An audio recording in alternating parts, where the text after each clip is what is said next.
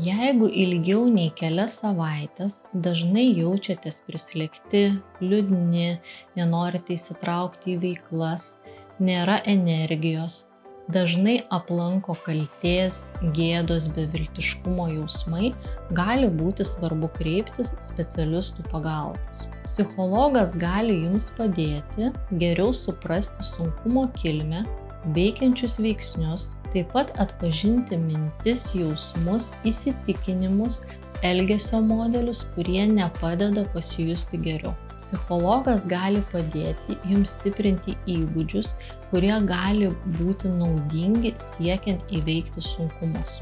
Taip pat psichologas gali padėti jums rasti būdų atkurti, išlaikyti ir didinti motyvaciją. Neverta kentėti vieniems, išbandykite pagalbos galimybę.